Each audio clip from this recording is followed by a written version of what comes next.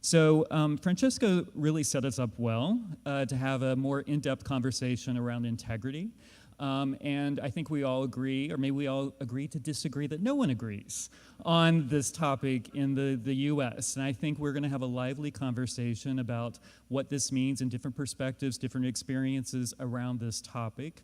And while it's certainly not black and white, I think we can agree that as we are looking to represent and acknowledge more places of cultural significance and the work that we do in preservation, it is a matter of equity, it's a matter of inclusion, and it's a matter of access. And it's also a matter of things like climate change and adaptation and thinking about the way we look at integrity.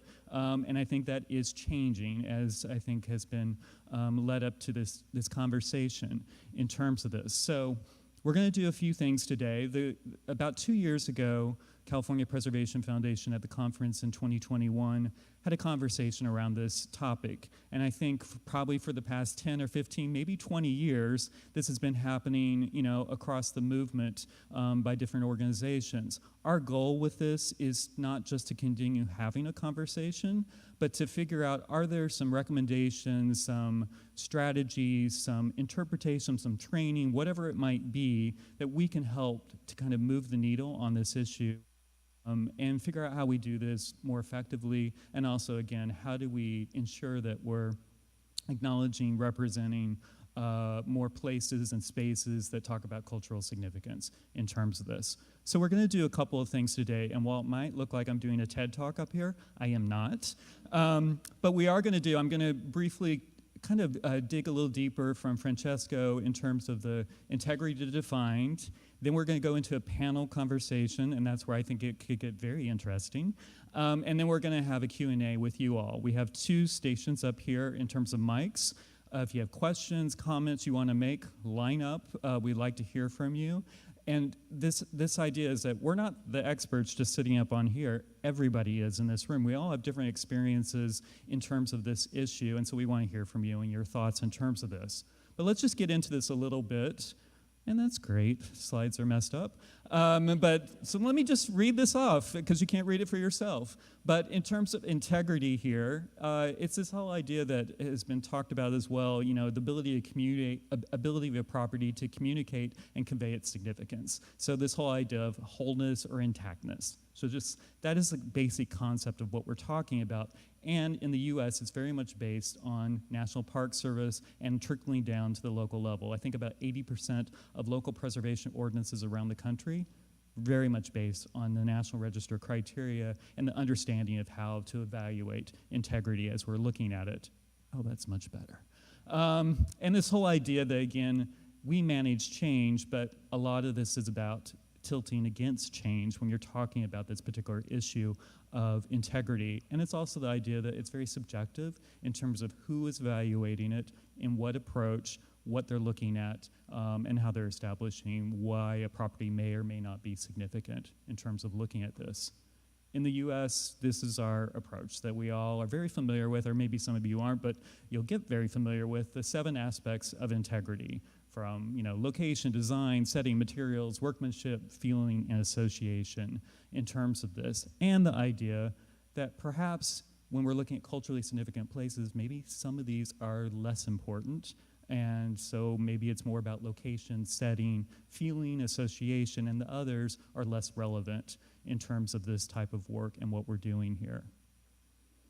And if, in terms of evaluating integrity, if this was a typical scenario, an ideal scenario perhaps, that you would be looking at more of a sequencing, that you're assessing significance first, then you're looking at integrity to determine if there's eligibility, and looking at the documentation, the historic context, determine significance, looking at what integrity aspects are tied to that particular significance, and whether, again, it retains sufficient levels of integrity to relate to why it is significant. And again, the idea that some of those 7 aspects may be more important or less relevant in terms of that interpretation and evaluation. So it gets at this issue, and this is where I say there's some controversy. Do we have a problem, or is this current system working just fine? And I think that's where there's some disagreement, probably among some of the folks in this room right now.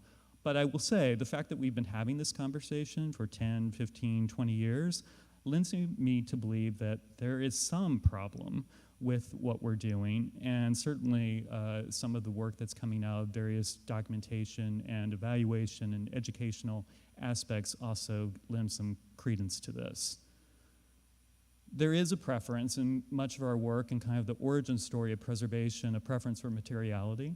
And we talked a lot about that, I think, in the previous session in terms of this the idea of kind of pristine preservation aspects trumping, architecture over cultural, significant places, or the lack of understanding, and the understanding that places do change over time, and how do we evaluate that and understand that. So a couple case studies.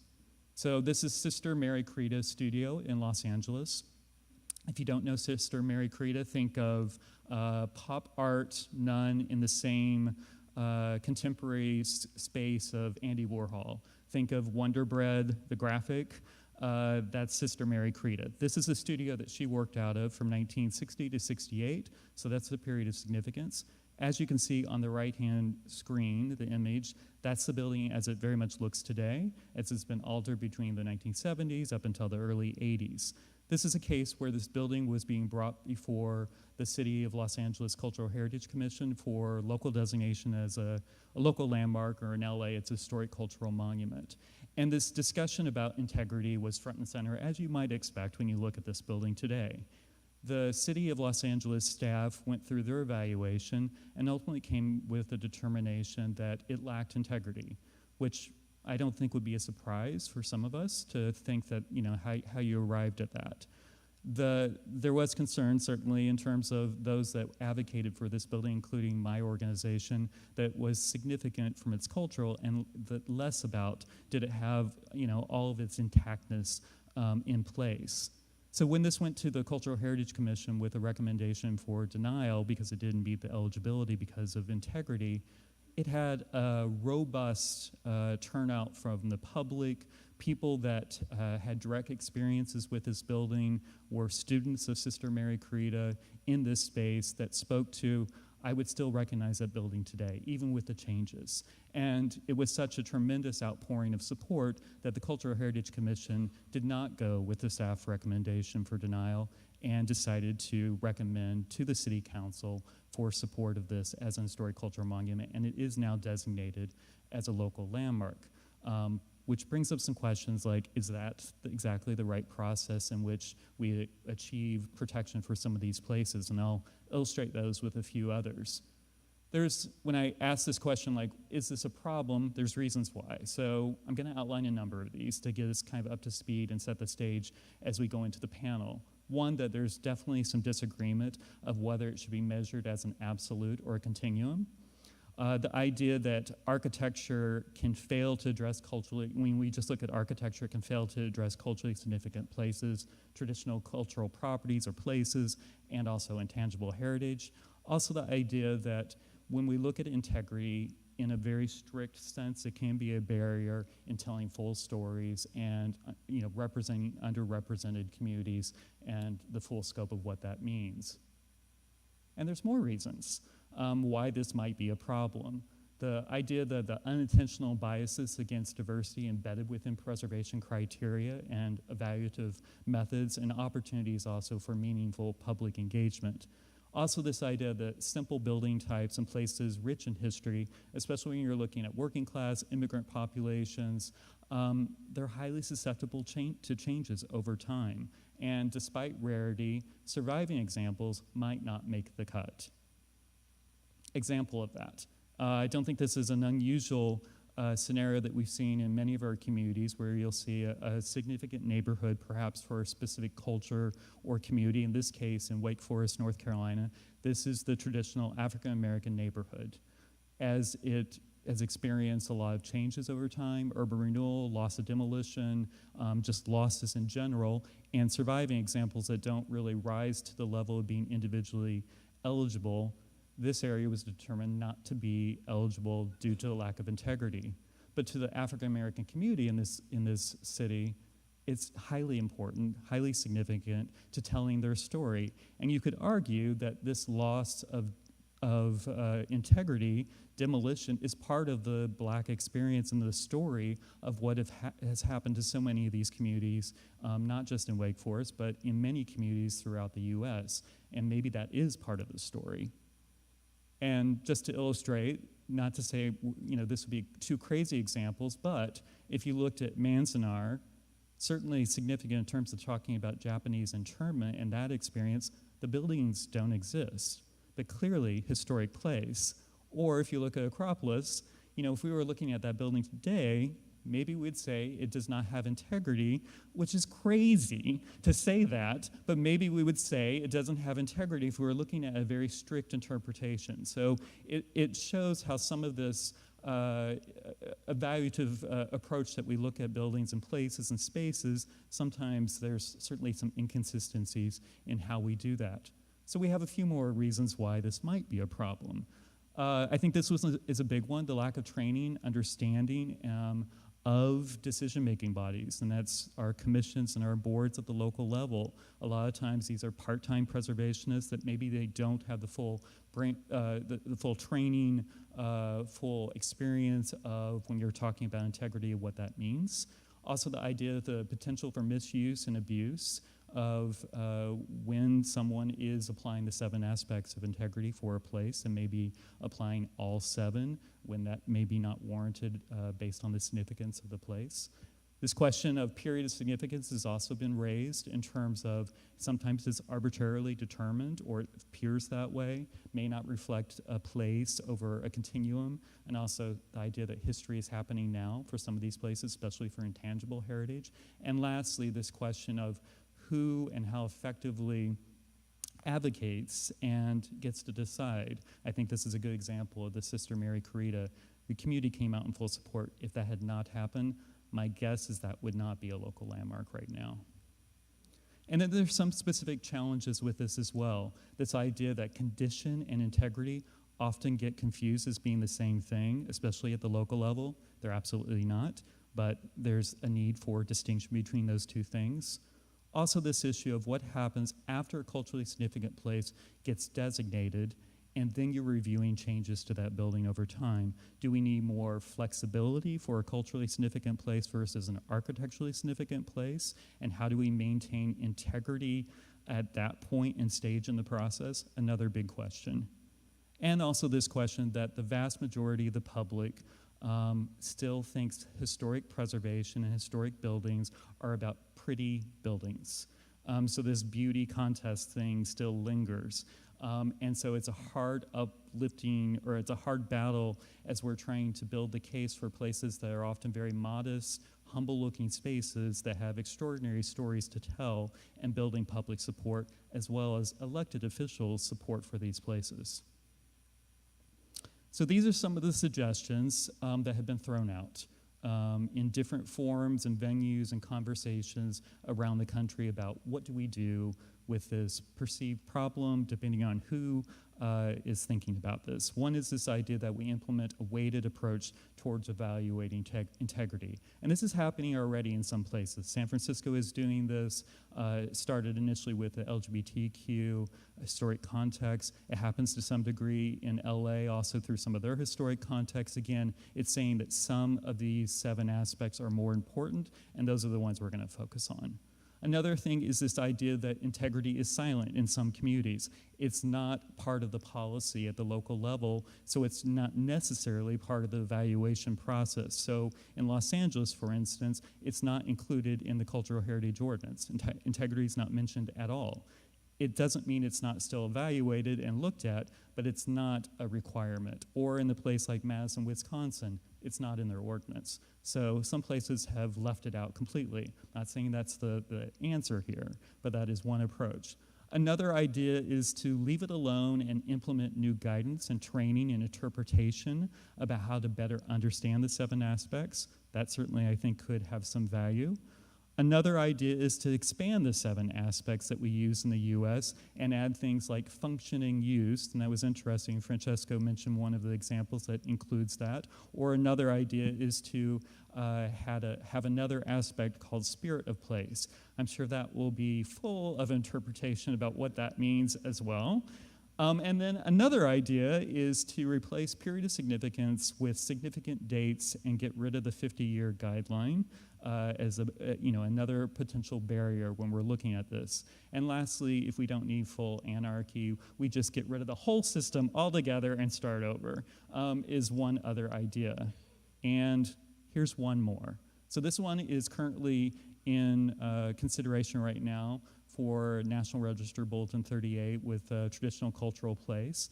And what it's suggesting is to give greater clarity to two of the aspects around feeling and association, which I think a lot of people struggle with, like what does that actually mean? So in this particular case, they're asking two fundamental questions about relationships and people. So one, does the place have an essential relationship with the traditional cultural beliefs or practices?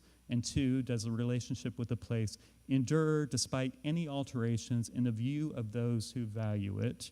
Is the relationship essential? Does the relationship endure? So these are two things that are being considered as part of amendments to this National Register Bulletin for TCPs until the end of this month. So if you have thoughts, get your comments in now in terms of that.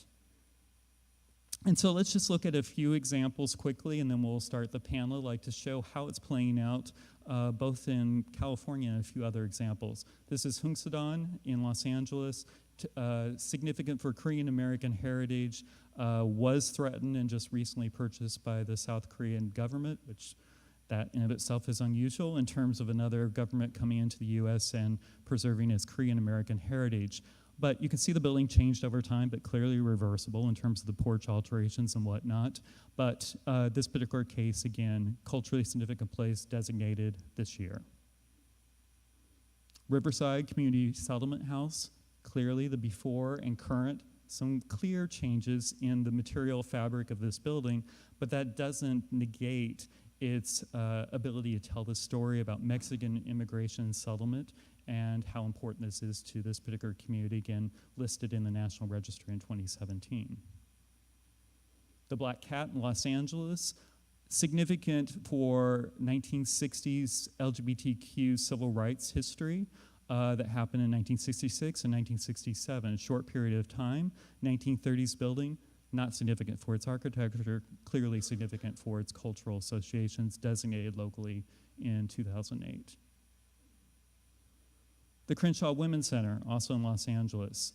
This is significant for women's heritage, women's health care.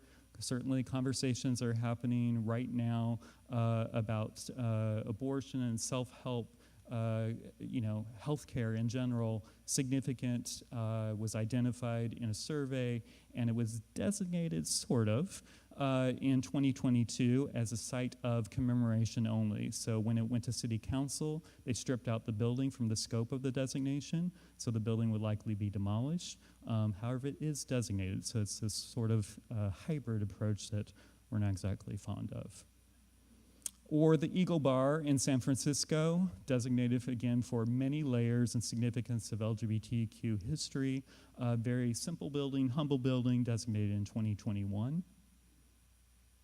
Or the Sakai Kazawi Residence Tokyo Florist in Los Angeles, designated in 2019 for a couple of reasons, in part for this Japanese-American family that ran the Tokyo Florist and talking about their experience, but what it brings up in this particular case, some unique approaches to how do you deal with their layers of history that were added to this property over time. In this particular case, these alterations are more referential and interpretive in scope in terms of as this property has a new owner and is looking at adaptive reuse. Or, also in Los Angeles, the Chicano Moratorium March. Two significant events in terms of 1969, 1970 as part of the larger Chicano movement, and how this very scattered sites and march routes were identified, in this particular case, listed in the National Register in 2020. Very humble buildings, but very important stories to tell. And then lastly, the Malcolm X House in Inkster, Michigan, telling the lead up of his story in terms of African American civil rights. He lived here over a very short period of time with his brother and sister-in-law, and it really speaks to the whole issue of condition and integrity. They're not the same thing, clearly, in this particular case. So all of these examples and kind of this lead up, I think very much build off what Francesco said at the very end of his talk, is that what we're often looking at now and talking about in preservation is much more people-centric. And if we are doing that and doing it justice, we need to figure out how do we ensure that these humble-looking places and examples, and I've just touched on a small scope of what those places are around the country, we need to make room for them. And so this issue of integrity, while some might perceive it as a barrier, others might see it as just needing greater interpretation or guidance to make it work well. And I think that's going to be the perfect lead up into our conversation. So speaking of people, these are some of the people that are going to be part of our panel, and I'd like to invite all of these folks up to the stage right now so we can start the panel conversation.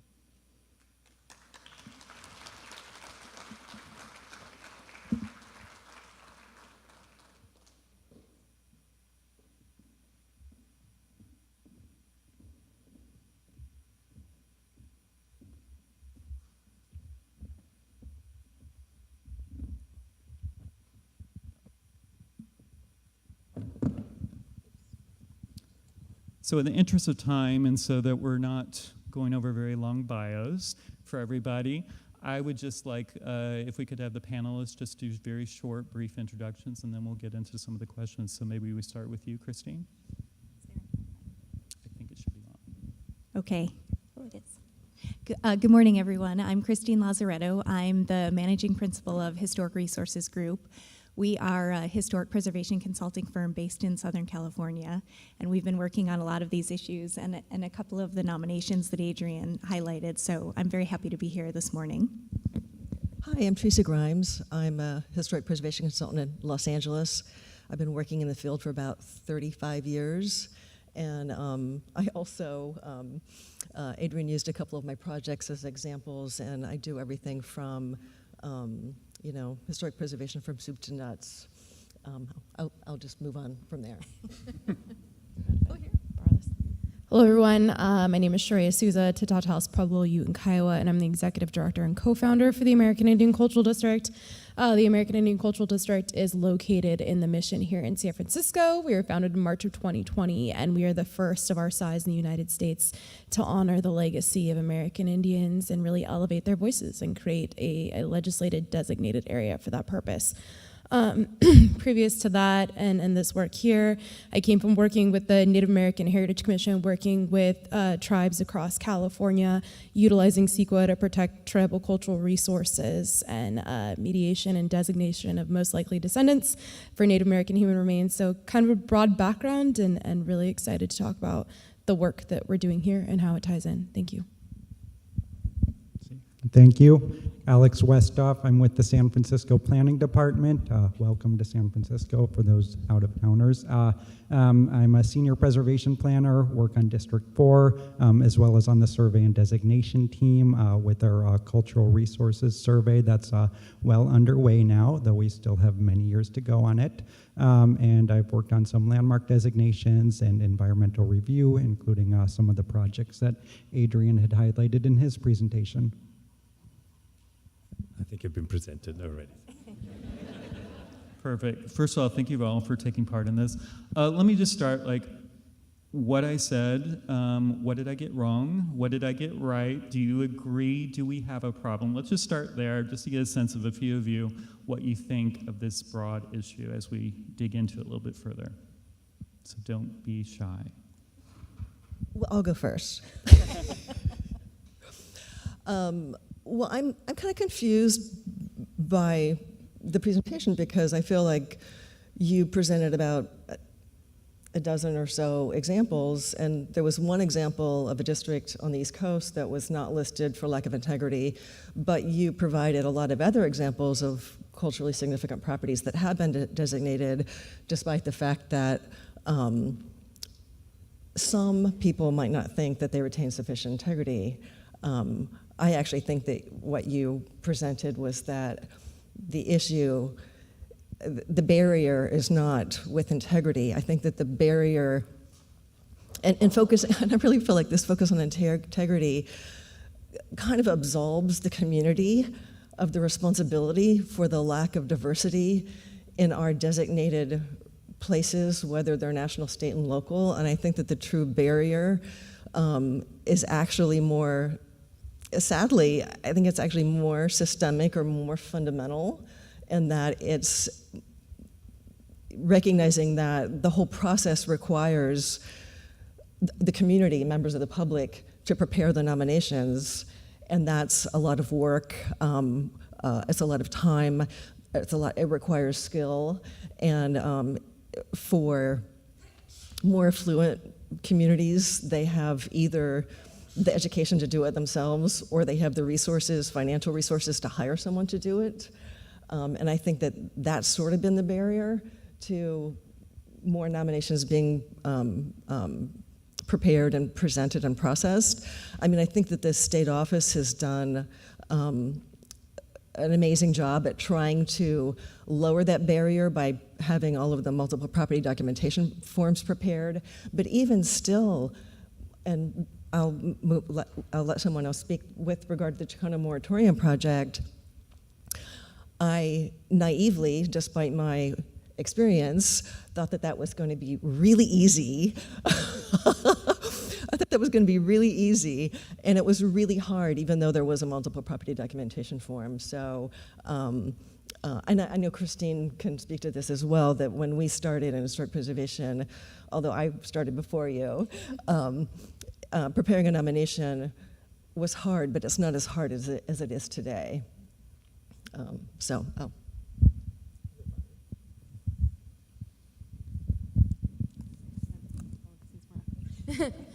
I guess what I would have loved to see up there too is right now it's called traditional cultural places, but before it was called traditional cultural properties, right? And when we think about what that's even founded on is really to protect property and what we think of as property, yet the cultural aspect of it.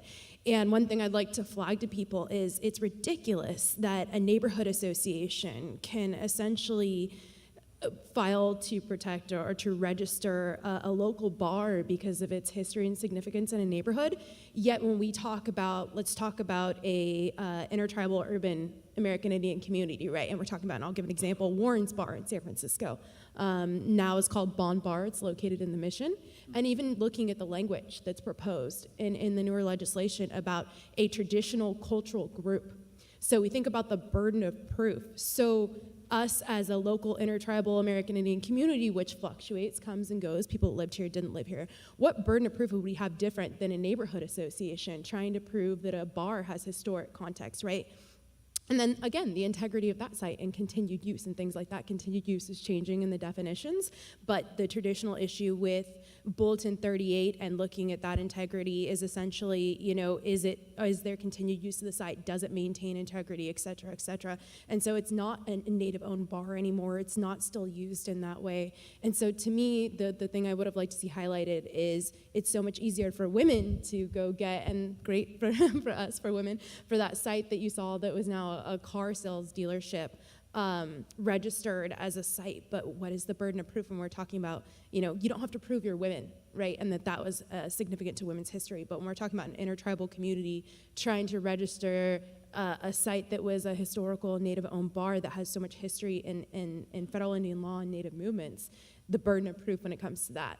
You know, we talk about tribes and the stuff with tribes, but that's a whole other thing. But just basically that this whole entire idea of traditional cultural places was traditional cultural property, and it really is focused on, you know, aspects of tangible heritage and properties and a commodifying sort of approach to preserving things as a federal planning tool. So thank you.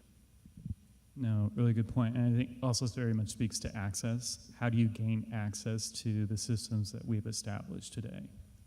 And in many ways, the lack of access. Yeah. I think I spoke already, but I will add a couple of things. So you're interested in your reform process. Good luck for it, because if you manage it, then it could reverberate also beyond. There is a dimension that we have not spoken about. This, I think, is very important. We should bring it in. Is the interpretation. because there is a limit to what you can reform in these principles. So at some point you always have some tight shirts. So I think interpretation is what allows you to be more understanding and comprehensive. And this has been a very marginalized dimension in heritage, certainly internationally. I'm maybe less sure about here because you had the tradition of Freeman Tillman and the National Park Service, but it's an old-fashioned kind of interpretation. If we look at ways in which you can use this tool to address most of the problems that we have listed, you and I think it is actually quite an important and powerful tool. It allows great flexibility and perhaps go beyond the need of reforming the principles, criteria, which is always difficult from a legal point of view and so on. Now, this is, I think, something that will address many of the issues, for instance, of communities that have lived in places or not or forgotten. I know that Los Angeles is doing a lot on this very interesting project of rediscovering community, but this is a narrative. It's essentially reestablishing a narrative. Maybe you don't find the place. Even Los Angeles, I think there is a movement to remonumentalize the city. I don't know how you're going to do it, but this is a different story. So, and very often you have, like you showed, buildings that are not particularly glamorous from an architecture point of view, so they don't have much value from that point of view. So the value is the narrative. So working on the narrative, working on interpretation can be a powerful tool to overcome a number of hurdles that we have in managing established legal systems. By the way, sorry, I will say, I will have to go 5 to 12, so I will not walk out in protest. This is Appreciate that interpretation, so no one misaligns that. Alex, can I ask the question of you with San Francisco planning and how you guys are approaching this to some degree around the LGBTQ and the cultural districts, and also this idea of more flexibility when we're identifying and thinking about how we recognize these places. Sure. Thank you for that question, Adrian. And I think you highlighted some of the main points in your presentation, but our LGBTQ context statement was adopted in 2016, so I'd encourage folks to take a look at that. That was a really great example of how to do a context statement of that sorts, and was done with quite a bit of participation from the community, but it does have good discussion about weighting different aspects of integrity and which ones are more important for sites that are significant under criterion 1 or 2 for events or people. And basically states that feeling and association are more important than, say, workmanship or design. So I'd encourage folks to take a look at that.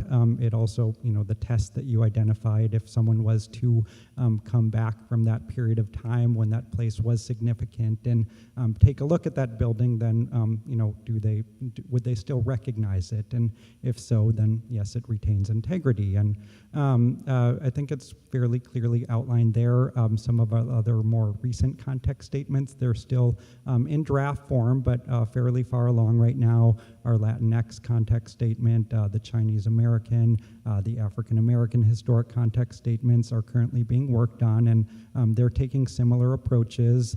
I think the Chinese American historic context statement has some good language about integrity, looking at that, relative integrity, along with the level of significance, along with the rarity of the resource, and looking at those things a little more collectively, so it's not just, is it significant, yes or no, and if yes, does it retain integrity? So I think that's really important.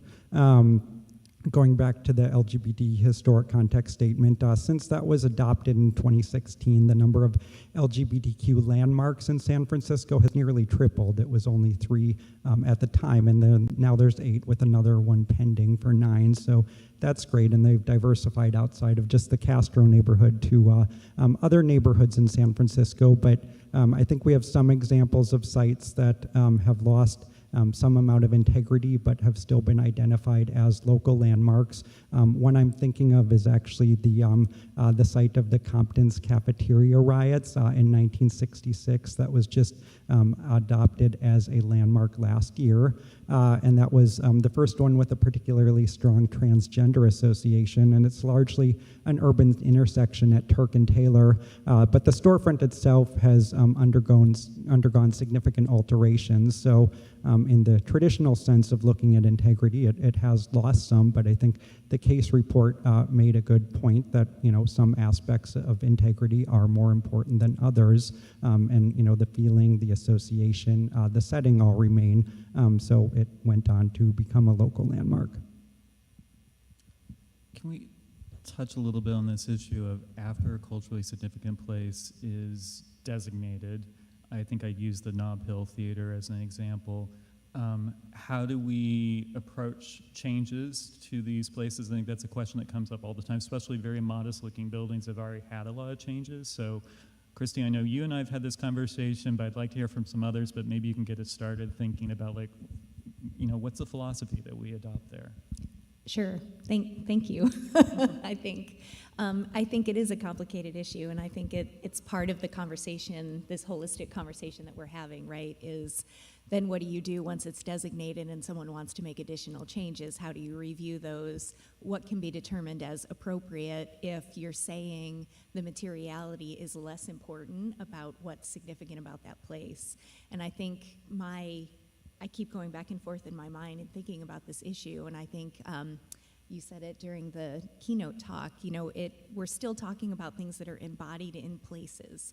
So one of the fears I have in thinking about maybe alternative integrity standards that aren't also accompanied by multiple property documentation and context writing and education is that it could have unintended consequences. And we're seeing that a little bit in Los Angeles where, you know, developers are looking at these places that get designated for what happened there or in association with women's history. Maybe it's even being overtly communicated to them through the designation that the place doesn't matter. So then they say, well, this one seems great. We can just put a plaque up because you're saying that the materials don't matter. It's okay that it's been altered. So I'm going to make the ultimate alteration and you know, put a sign up. And so I just fear that if we go too far down that road, it could, like I said, it could backfire a little bit, and then all of these systemic problems that are embedded in preservation practice are going to become even more amplified. So, and to your point about, you know, having to prove your worth, I think on the one hand, it's really important to have the actual communities involved in these decisions. The community settlement house in Riverside, one of your examples, that was designated under the Latinos in California MPD, and it was selected by the local community. So the city went out and did a lot of outreach and asked them which building should we, you know, start with as the first nomination, and that's what they picked. I thought that one would be hard because of the integrity issues, and it really wasn't, because there was a really good document to base it on. You know, we had a lot of support from the state office staff. So on the one hand, it puts the burden on the community a little bit, probably too much, but on the other hand, I'm out of hands. It's a really important part of it. So I just want to make sure that as we're thinking about this, we think about how it could also come back in the wrong direction. I'd like to add to that in regards to cultural districts, because I think we have a really unique setting here in San Francisco. Is we're actually working on a series of different legislative initiatives in regards to protecting certain buildings and areas and cultural landmarks within our districts. And I think as we build up, we're in year 3 and working with some of our sister cultural districts, I think we're only gonna strengthen that. And I think for me, what I've learned looking at policies at the state and federal level is how much can be done at the local level. I know it wasn't mentioned, but we're actually also working on the very first American Indian Historic Context Statement. And what we're actually doing, and we help secure the grant through planning and OHP, is looking at oral histories, because as we've talked about here, these standards don't necessarily apply. And I think what's really great is instead of going through that whole burden of proof, we can actually work with planning to set up something sort of like a sacred lands file database, but it's implemented and driven by the community so that we can submit cultural sites and stuff like that. And what's really great is, without going through the same standards, is that ultimately when it comes to the city holding this database, when it comes to planners or CEQA or things like that, they might not get those sites through the register or through anything else, but they at least would get them at a city level. And if the city agrees to hold that database, then it carries some weight and significance. So sort of a tool outside of state and federal policies that maybe local municipalities should consider using. And I can just add, since you mentioned the Nob Hill Theater, but that was identified as a site that was eligible for listing on the California Register by Planning Department staff, and that is a good example of one that applied the LGBTQ context statement, as it was an early site from 1968 to 2018 as an adult entertainment venue for the gay community. And it recently came in, and developers basically have plans. They added 4 dwelling units above it and have converted it to medical offices. Those were recently approved, so the project is very much underway. And we did identify character-defining features for that site, including the auditorium, internal stairways, as well as a number of exterior features as well. And I think just taking, we did have some interesting conversations about, permastone as a character-defining feature. And so I think just taking a critical look at what features are particularly important to the site's history, we did allow for the removal of the internal stairwell, as well as a change to the rake in the auditorium space, and some other facade changes, including removal of some of the permastone. I think if it was the iconic blade sign, we may not have been as supportive of the removal of that sign because it does very much speak to the history of the site and may have required more advanced environmental review had they proposed that. But I think it's just taking a critical look at the character-defining features and which ones are particularly important to convey the history of the site. Just adding a few ideas. I think we're talking about, the cycle of complete cycle of preservation. And I'd like to make a difference between 2 moments, which are somehow separated, and I think there should be more bridges between. The moment of identification and listing and preservation, where you essentially identify the values, the attributes, all the system. I mean, we have discussed that so far. I think we should be open up much more to communities, values, histories. And I think it's important to open it up. But it is the first block. And that's essentially when you define your heritage. The second moment when you manage your heritage. And that's the moment of change. Management is, nothing is static, so everything changes. So management of a site is managing its change.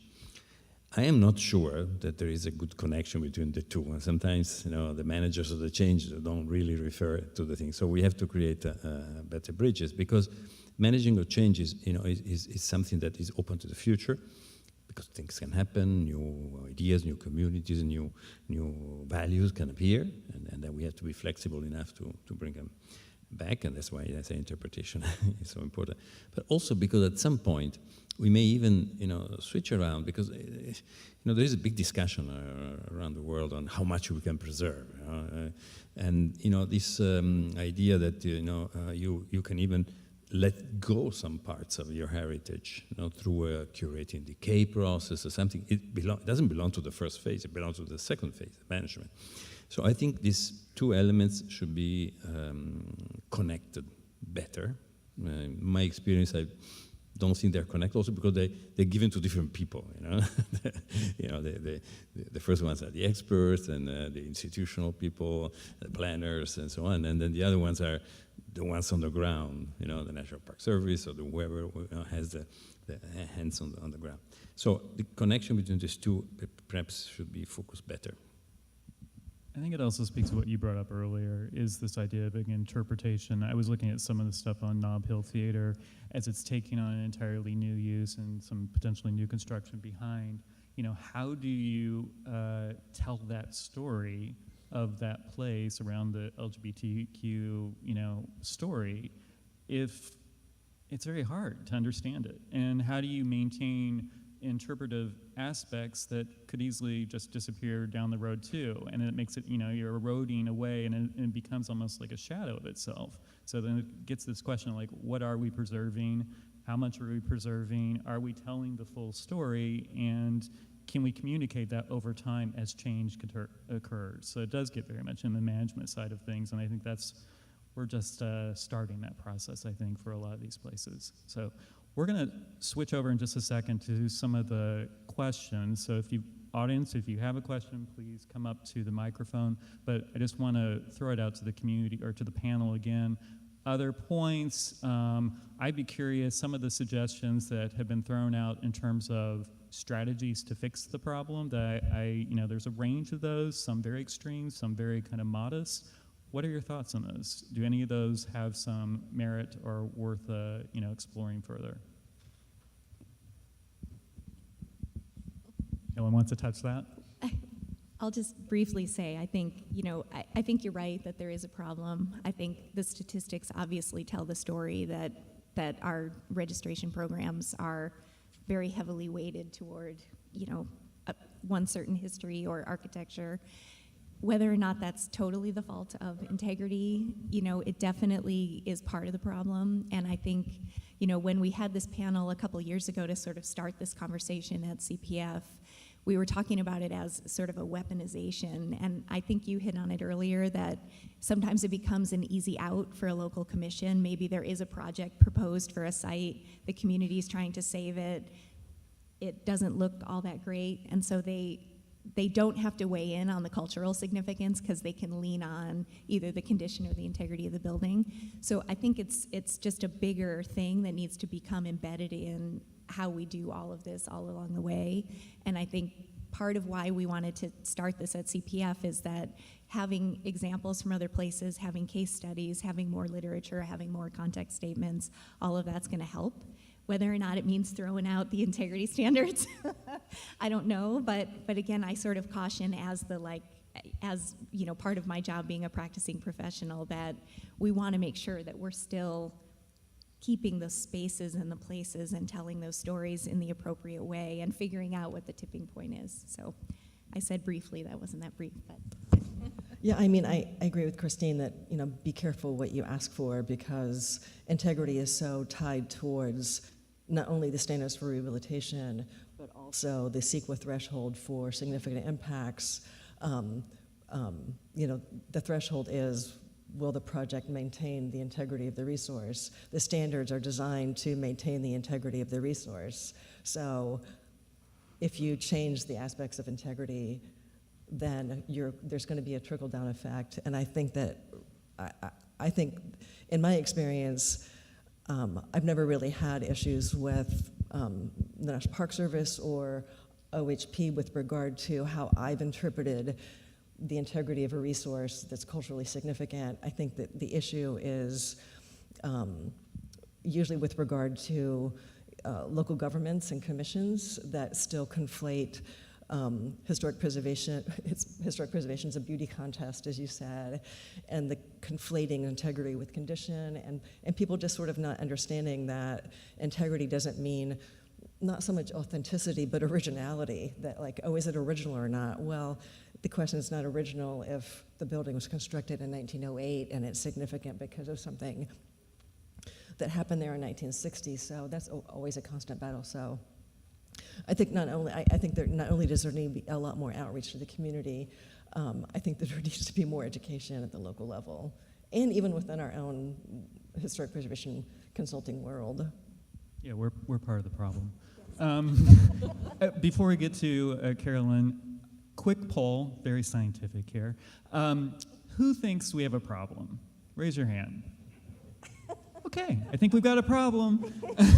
We'll figure it out. Carolyn. Hi, thank you. So Carolyn Monte from San Francisco Heritage. Thank you to the panelists and for this great topic.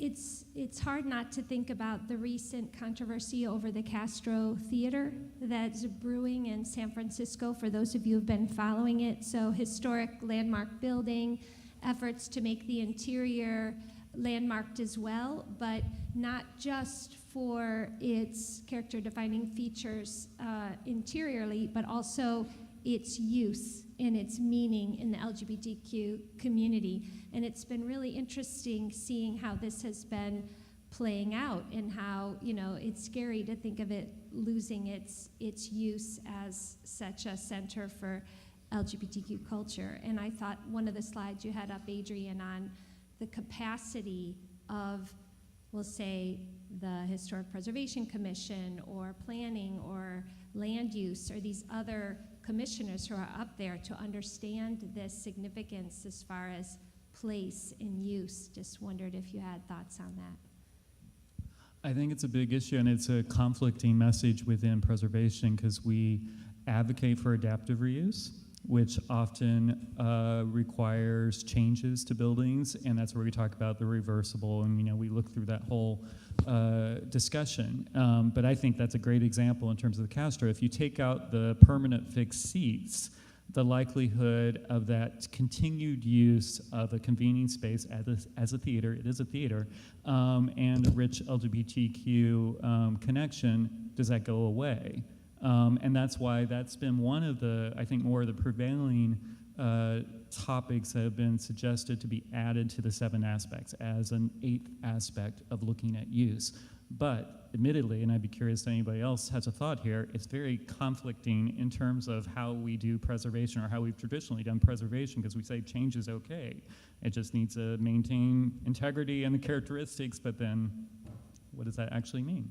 And you can't force someone to maintain a use, right? If a bookstore owner willingly sells to someone else, but it's important because of that legacy business, I think that starts getting really tricky. It's a lot easier, obviously, if the community association is still retained, you know. Looks like Shafe has a question. Not to put you on the spot. Is it that obvious? Yeah, you're running to the mic. All right. So I have a thesaurus app. So we'll start with that. So what's come up in preservation in Ventura comes down to this integrity word, you know, and Francesco was talking a little bit about like authenticity's got issues and integrity's got issues, but we often run into that. Integrity is also used for structural integrity. And so when you're dealing with people in those headlines you showed, the fact that the word has 2 masters is really difficult to explain to people who aren't pros. You know, the layman's like, well, no, this building doesn't have any integrity. Look, it's falling apart.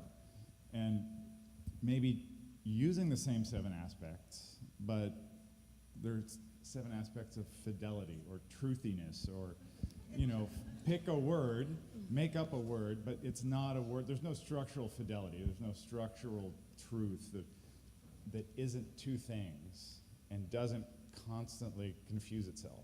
You know, we can't move to authenticity because you made a really good point that it's got its own baggage. So maybe there's another word.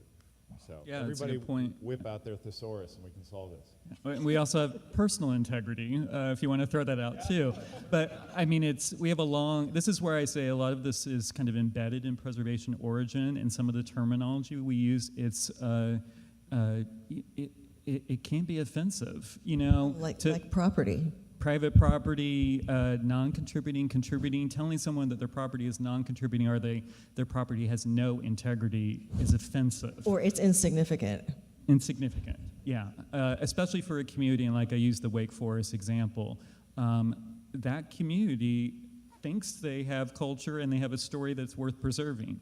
We as preservationists, in using the methods and the methodology, have told them, no, you don't. It doesn't rise to the level because you've had too many changes. Well, there's reasons for those changes. So I think it is part of the issue that we deal with, especially at the local level when we're delivering this to the lay person and not the preservation community that has kind of gotten used to these things and doesn't realize how offensive they actually can be.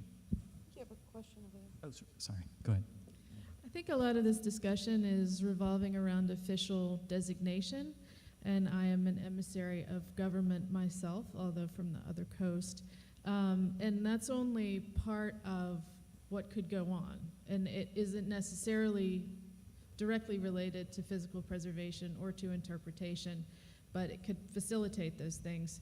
But is it the best way to facilitate either of those things? So what are we hoping to get out of official designation? Is it even possible to get that out of official designation? are we spending a lot of time and energy on official designation when there might be other and better ways to accomplish the goals? Anybody want to take that one?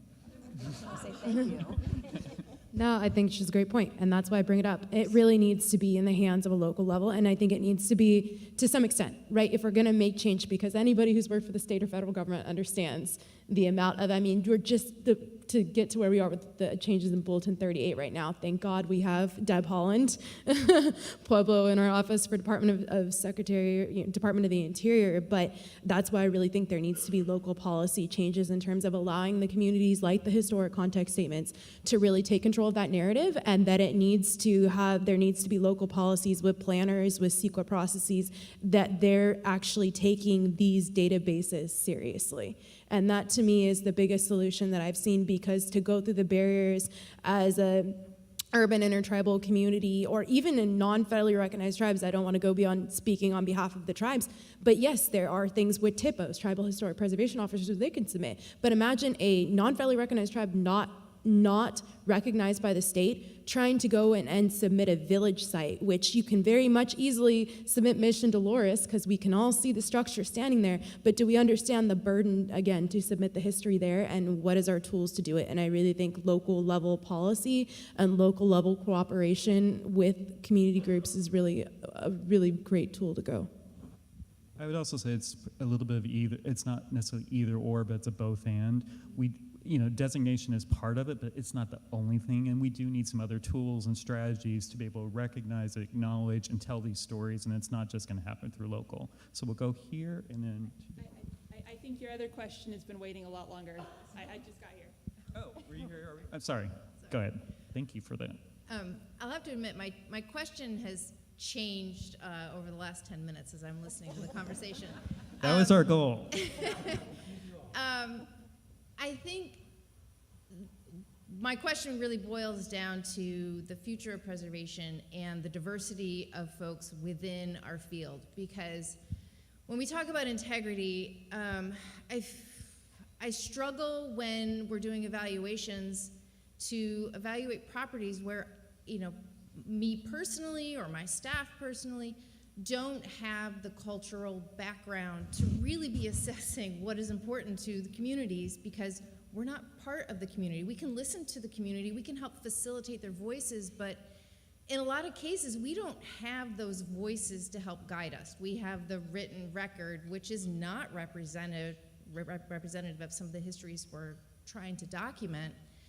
And also, those communities don't have access to the buildings that we are now looking at. So, we were talking, you mentioned before that continuum of management. Well, a lot of times that management is no longer in their hands. So the current owners don't want any significance related to something that they don't understand, that is not there. And, we have a community that may not even be present in that neighborhood anymore. So there's a lot wrapped up. I haven't gotten to a question yet, but I guess maybe boil down to how do we struggle with that? Like, how do we bring in an authentic voice so that we're actually representing what's important to the folks that it's important to?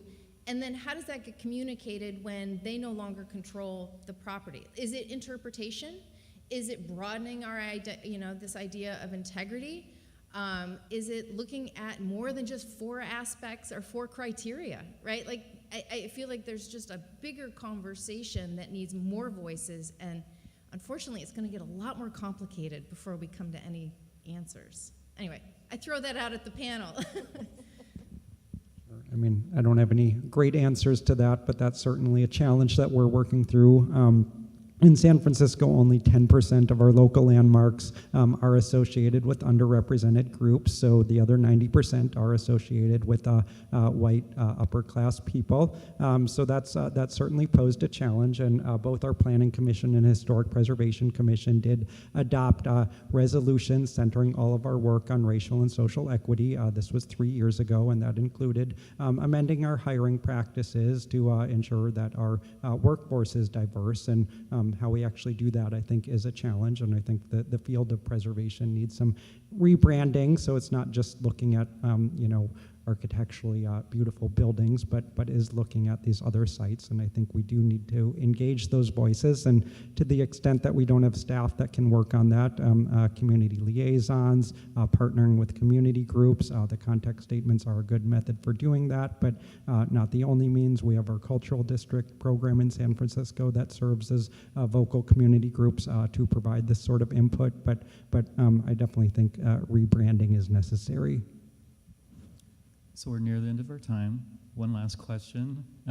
No pressure there, but go ahead, please. So my question's a little bit wonky, but I'm coming from a career in museum director, as a museum director and preservationist, and I've recently completed law school, and I've been working on CEQA litigation for the last several years. And one thing that I've noticed is courts are beginning to take, I should also say CEQA doesn't incorporate, even by reference, the aspects of integrity, which I think is really unfortunate, because it's really hard to explain to a judge who's struggling with CEQA at all, oh, by the way, we also want you to go read these, national Secretary of the Interior bulletins on standards and absorb all of that in the 5 minutes that you have to think about our case.